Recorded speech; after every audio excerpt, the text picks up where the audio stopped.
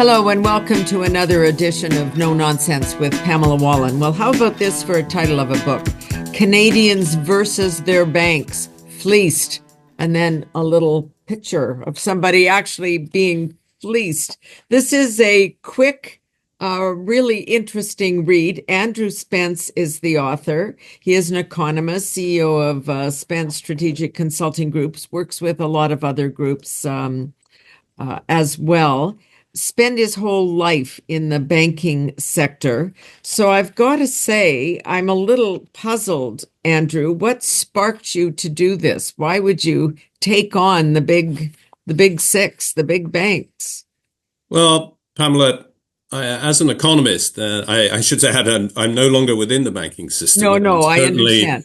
Certainly don't have banks as clients. So I felt that I was able to animate for people some serious economic problems here in Canada in terms of the way that we regulate our highly concentrated industries. Right. So we know who they are. They're the banks, the telecommunications companies, retail. We have two airlines at most and two railroads. Yeah. So wherever you look, there's a degree of market power that's being exercised. And we as consumers end up paying higher prices than we should if the economy were more competitive. And we end up with less output, whether that be the products created in the banking system. It would be things like credit, the price of credit, obviously, and customer service. And our banking system, we know, is regulated for safety, but there is the slenderest of threads stitching together anything close to consumer protection. And so I felt we needed to start to take this file seriously, to reflect on the fact that we have negated economic policy dramatically in the last 10 years at least, but the tolerance of oligopolies in Canada goes back over 100 years. And it is no longer serving our needs. And I felt that people needed to know and have the words and have the knowledge to understand their predicament. They can either put up with it, or they can lobby for something better. Or can resist. I've got to say, I mean, it's always sort of puzzled me, and Canadians have always placated themselves by saying, oh, yes, but our system is so secure. We may have no competition, but gosh darn, nothing is going to happen like happens in the big bad US. There's always those comments. But I just feel it. I don't know. I sit on airlines every week where there's no competition, where people are now saying they're assessing the problem and saying that's what we need. We need competition. It's the only way to fix this. That's right. And I would say all parties seem to have come to that conclusion in the last 12 to 18 months. I mean, Bill C-56 that was had royal assent last year dealt with a competition act that was written by the very people that it was meant to police. All right. So the fox was well and truly in charge of the hen house. We had an archaic, and the only country in the G7 to have something that was euphemistically called the efficiency defense, which was, you could allow companies to combine, the net result being they may be less competitive, but hey, we're going to have lower prices because they're more efficient and they'll pass them through. Well, they pass them through to shareholders, not to consumers.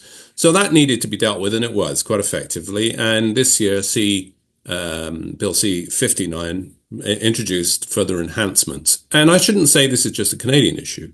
There are many other countries in the world that have come to the same conclusion, that we have over the last 40 years tolerated too much concentration, and companies now have too much market power, and consumers are feeling the pinch. The thing that seems to have gotten under your skin, really, and this came from the 2023 economic statement, which is the government promised that they would deal with the price of groceries and the price of your cell phone and the air travel and all of that. And there was a commitment to crack down on excess bank fees. But I don't think we've seen that. Canada prioritizes process over outcome. I see this in every aspect of economic life. Well, it's interesting. I mean, it is pretty sad that our banks are given free rein to assign fees to arbitrary transactions, whatever price they deem they can, the market, if there is such a thing here, can tolerate. I had an op-ed in Globe and Mail at the end of September outlining many of the fees and charges that banks are able to levy. And I received over my LinkedIn account a message from somebody that told me about having his experience taking over his father's financial affairs, as his father was quite elderly, was losing his memory. Yeah. And he itemized for me, having looked at his father's bank account for the last 2 years, some $2,500 worth of charges for non-sufficient fund charges at almost $50, multiple overdraft charges and interest rates. And Late payments, those things. yeah, the fact of the matter is, in 2019, in the UK, where they do have an agency that is charged with consumer protection and competition, that the majority of the fees that were outlined to me had been banned, simply banned by the Financial Conduct Authority. It was just not appropriate for these charges to be levied. And finally, the banks were given a duty of care. If you can write an algorithm that can assign fees when somebody's finances are deteriorating, you can easily find out who they are, what their profile is, and why this is happening. Yeah. But we have no agency in Canada that does that. It is shameful, quite frankly. The numbers this is right at the beginning of the book, a Canadian bank with 400 billion in consumer deposits will skim Yeah. 4 billion from those accounts in all these variety of fees that you lay out, while a UK bank with the same amount on deposit will take only 2 billion in fees. So we're at the very least double what the Yes. UK is. And we can see this elsewhere. McKinsey wrote an interesting report in April of this year on entitled, "Is it basically Canada springtime for Canada's fintechs?" Well, clearly not, right? Yeah. But they identified that Canada's banks take 8% of GDP in revenues. And if you took the average of Australia, the United States, the United Kingdom, these are the banking systems. The US is different than everybody, but these are more competitive, and there is a greater degree of consumer protection. They take 6% of Yeah. GDP in Okay. revenues, and European banks take as little as 4.5%. And then you can look at the return on equity, the return to the shareholders in Canada in 2022. It was 16%, around about eight or so in Europe. And why is that? Because everywhere else in the world pretty much has embraced the fintech revolution, which means that line by line items can introduce a degree of price competition to the banking system. And here in Canada, we delay, we slow walk, we succumb to bureaucratic inertia, and it's not in the bank's interests to allow this degree of competition through. Well, And this is so when you try to get it through, you start waving all the jobs. It's not so. No, and honestly, we've been wrestling with these issues at the banking committee and in the Senate as a whole, and the House of Commons too, to some lesser extent. It's sort of been a focal point Yeah. for some of my colleagues here. Let's just walk it back a bit before we go forward, which is we've talked about the mindset, but how did we end up with so few banks in the first place? And the history, like our first bank was actually received a charter from a U.S. bank. I wasn't aware of this at all. This Yes. goes back to the days of Alexander Hamilton sort of granting this. That's right. Give us a little background before we go forward. Well, historically, it is interesting. I Yeah. think it was 1791. Yeah. Alexander Hamilton, as Treasury Secretary, granted the first bank charter, and the British colonies that went on to become Canada the first bank was an offshoot of that. Now, as we know, Canada still is a very large country with a small population, but certainly all the way back then it didn't have instantaneous communications. So banks were typically small, serving local, regional markets, and bank failures were really a constant fact of Canadian commercial life. The small economies they were serving were not sufficiently diversified. So when there was, a downturn business cycle, of which there were many and frequent, a bad crop year. Exactly, a lot of it was tied to agriculture. The ebb and flow of the agricultural cycle. So bit by bit, banks started to consolidate, and initially this was a good thing because they were able to branch out of these small regional economies. And Bank of Montreal sort of emerged as the first major Canadian bank, moving slowly into what was then Upper Canada, now Ontario. Right. And all of a sudden, a pattern starts to emerge. You have one bank that's quite strong, and it was able to and did absorb banks that were on the verge of failure. And so, bit by bit, these banks started to emerge, started to consolidate, started to grow, and we ended up with basically the same big six banks we have now, round about the end of the 19th century into the early 20th century. And, a few name changes along the way, but essentially we've had this concentrated banking system ever since really the start of the 20th century. And I grew up in small town Saskatchewan where we actually had credit unions, Yes. which grew up as a result of the agriculture community essentially not being able to borrow or get needed money Yeah. from the banks because the decisions were made in Toronto and Montreal and they did not understand the sector. Yes, it's been a long feature of Canadian banking life, east-west divides, Yeah, lack of understanding. But Canadian banks have always been hyper conservative, right? They're yeah. not really in the business of managing risk, which is really why they're there.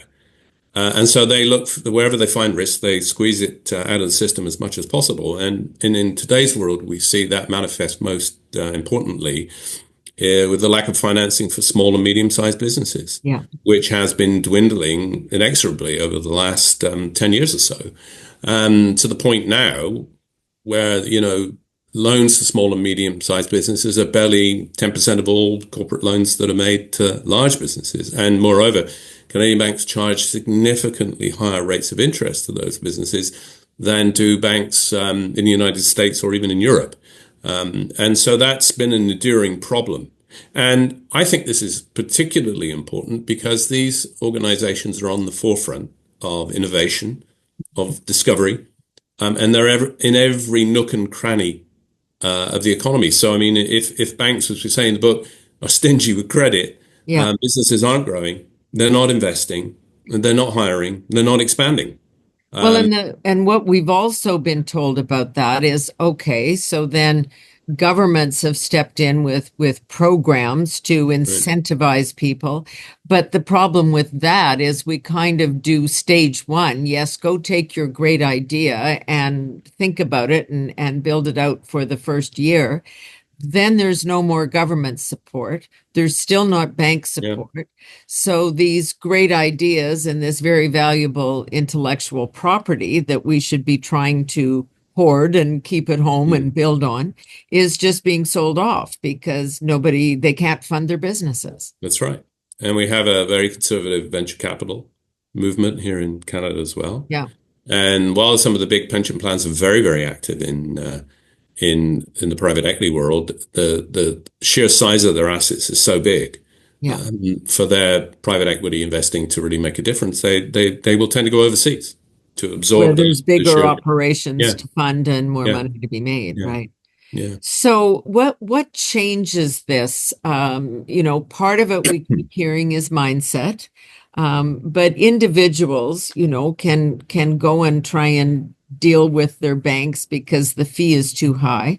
But most people don't have the time or the wherewithal to do that. They're working during banking yeah. hours at their jobs, so they can't do that. And in terms of the small businesses, it's kind of the same issue, which is they just have to go where they can and take whatever terms are offered. That's right. So when you think that we need a measure of competition in Canada in the banking system, there is no question about that. Yeah, The challenge has always been if you let a large global behemoth in that would have the heft and the weight, yeah, the counterweight, Canadian banks. When you look at the structure of their balance sheets, especially say the big four in the United States, their balance sheets look a lot like Canadian banks, and they don't charge the fees in quite the same way, but they do squeeze deposit rates. And so, if they were going to come up here, would they have any interest in offering cut price services, or would they be sort of quietly take a bit of market share from the banks and help And themselves a to consumer what's there. population that's been trained to accept it. Yeah. No, well, that's entirely up to Canadians. They can shy from candor, or they can engage Right. with their banks and say, look, this really isn't acceptable, but very few of us do. Um, but the fintech revolution is really, for the first time, I think, a way to bring a degree of competition on a line by line basis that the banks would have to scramble and respond to. Okay, so how would that work? I mean, we know Well, the technology is there and we can all make transactions that, well, they don't really circumvent the bank, but it's not the same as writing a check and then paying a fee because you've written a check. there's no reason, honestly, in this day and age why any of us should be writing a check, Yeah. right? I mean, writing is the first information technology, right? All the way Yeah. back to the early printing press. So why are we still doing that? Well, we do it because we always used to, probably. Yeah. So Canada should be on the leading edge of financial technology. We have a high degree of financial literacy.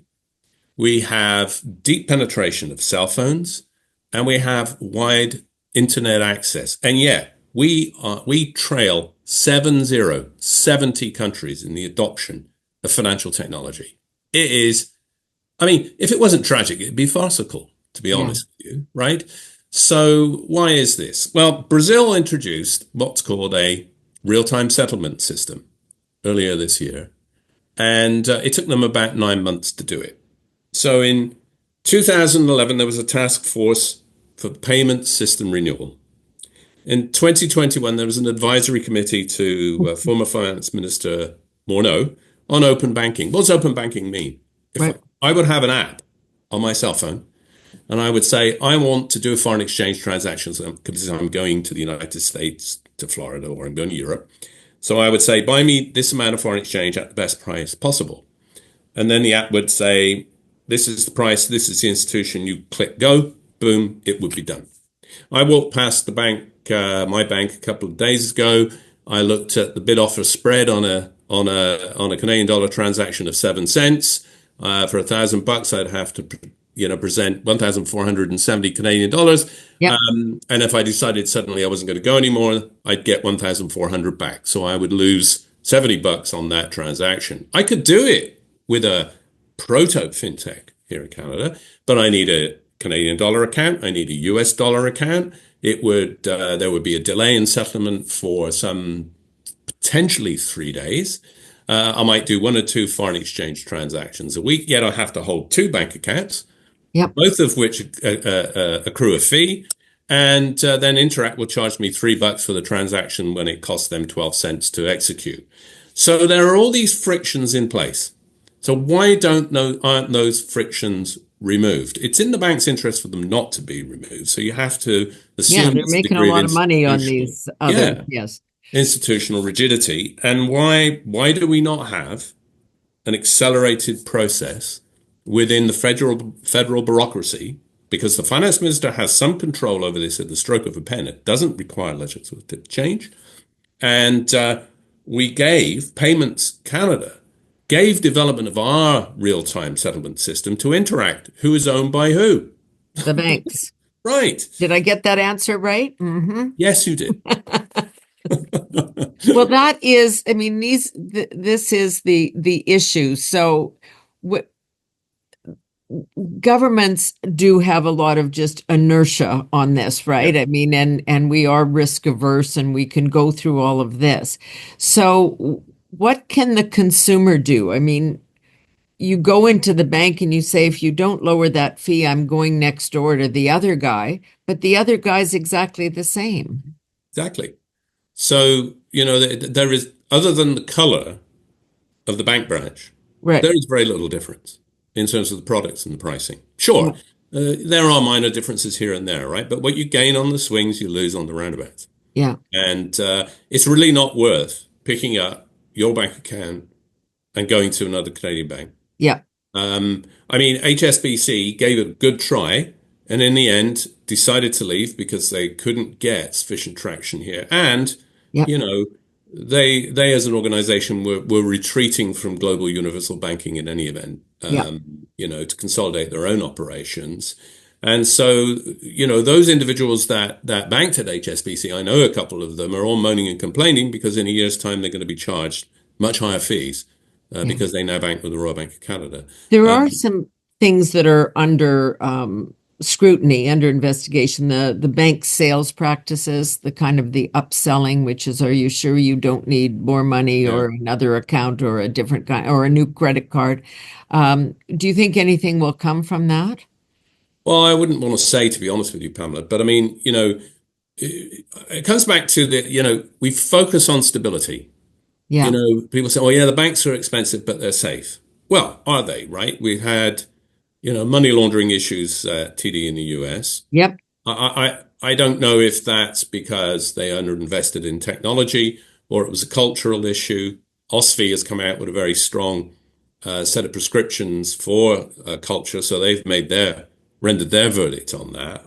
I don't have one. I don't know the details sufficiently to Yeah. be able to do so. None of us do. Um, That's part of the problem. right, but I think that this has drawn back the curtain somewhat, right? To Yeah. say, are they as safe as they are expected to be? And I think the answer is not necessarily. And the other issue with the fact that we write all these checks, well, there are a whole load of payments stuffed in post bags in the sorting offices of the nation because of an industrial dispute. Yeah. Um, and so this again tells us that our financial system is becoming increasingly antique, right? Yeah. Um, Absolutely. and we need to get on this file. We've got to take it seriously, and we have to get tough with the banks, right? And say, I'm sorry, but this is where the rest of the world is. You've had a good run. Now it's time to get with the program. A couple of things I'd just like a quick opinion on. Sure. Because it's kind of all financial matters. I mean, we're watching governments, and of course, everybody does this every time there's an election, but they do come out with some crazy spending program that requires borrowed money. This time, kind of mucking around with the tax system and making it really, really complicated for small businesses to comply with these kinds of rules. Is it so basic that we actually need some kind of financial literacy education on this so that we're talking about this issue? Do you know you're being bribed with your own money here and kind of Well, going through a list? so there are two issues here. There's the public policy issue about tax. I mean, Yeah, if you talk to tax economists, they say don't use the tax system for anything other than raising revenue and don't distort the system. Well, good yeah, luck with that. But so that happens. The FCAC, Financial Conduct Authority of Canada, go to their website. There's all kinds of suggestions on how you can better manage your affairs, but you've got nowhere else to go, right? yeah, yeah, So we need an agency that takes consumer protection seriously. We need to step up to the plate and protect our consumers in the same way as Australia does and the UK does and other jurisdictions. That's a must. I mean, OSFI should almost have a dual that's mandate. kind of the bank regulator. Right. You've Yeah, got stability and you should have a competitive mandate as well, right? Because I'm sure they know that there are lots of different fees and the rest of it going on, but an issue for another agency of government. The problem is there is no agency of government that yeah, does that, and government is the only, in the absence of more competition, is the only agency that has the countervailing power to deal with it. Um, okay, so, to my mind, that's important. The other issue is, we often think, or at least it seems to me the current finance minister likes to think, well, if you're charging all these people, that's a tax, so I'm going to tax you. Well, how about inverting that and saying, if we had more competition and people could keep more of their money, yeah, and that improved economic activity at all the fintechs, right? And people kept more of their money, you broaden the tax base because that would be positive for economic growth. So instead of looking for a pot of money to tax, how about yeah, creating a bigger pot of money? yeah. That, to my mind, would be much more effective. The whole question of Bitcoin, you've looked at this from Mm. all sides now. What's your reaction to this? What do you think about it? Well, there are many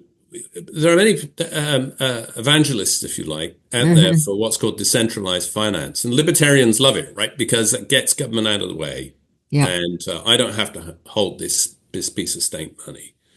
The problem is you still have to pay taxes. And if you don't pay taxes and you get caught, you can go to jail. Yeah. So governments will not accept Bitcoin in the payment of their taxation. Perhaps the Americans might with the Right. new administration, but we will see. But Bitcoin is on the outside. Cryptocurrencies are on the outside of the existing financial system. The crypto bros want to bring it into the finance centralized finance system. Okay, well, what about price volatility in Bitcoin? If you borrow money from the financial sector against a Bitcoin and Bitcoin goes down by 50%, you're still stuck with the debt on the inside of the banking system that you may end up defaulting on. And then that's going to cause similar issues to what we saw if it was sufficiently big and wide in scope that you saw in 08, 09. So we can't have that. And the more that you say to the Bitcoin or the crypto community, rather, that you need to put these provisions in place, limits on leverage, collateralization of your holdings, making sure you've got liquidity backstops, and let's put an exchange in place to start to manage these risks. It all of a sudden starts to look as much like the existing centralized system as this sort of, decentralized system that Yeah. could unbundle the whole system. So I think there are limits to what we can see So in the terms of Bank of that Canada is regulation. looking at this and doing its own issue. And I was surprised to read that bank holdings of US Bitcoin funds are really going up. So is that just Yeah, a I'm hedge not or sure really? that they are at the size where you would overly worry about it, Okay. right? Okay. But if crypto is not going to go away Right. and crypto is going to get closer and closer to penetrating the centralized financial system, it needs a degree of regulation. Yeah. And there has to have to be certain standards about margining and risk management that currently aren't there. So we've still got some way to go yet. There were so many little interesting tidbits in this book. Non-sufficient funds, which you talked about right at the beginning, the whole transaction Hmm. fees of all kinds too high. But the banks are now facing some disclosure orders on that too. But this accounts for, would this even be close? 1/10 of bank earnings comes Often, from non-sufficient fund fees or fees in general. well, But I don't know the answer to that, Pamela, okay, to be honest with you, but I do know that about half or more than half of bank revenue come from fees, not half. from, yeah, not from interest on loans that they make. So there is absolutely no incentive for them to negotiate and or reduce fees None whatsoever. unless obliged to do so by new government Correct. um, legislation. There's no Oh, other way to put it. okay. Well, honestly, this people should find this book because it's a really good read. It gives you that background and that history, but lays out some of these statistics. That one you've just kind of left me with my jaw slack. So, uh, thank you, I think. Well, thank you, Pamela.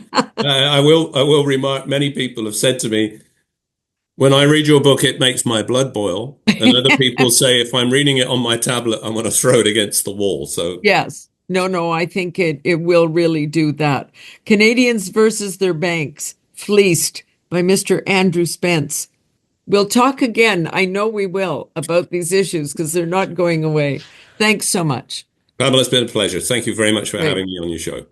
And thanks to all of you for joining us today. We'll see you again soon on another edition of No Nonsense with Pamela Wallin.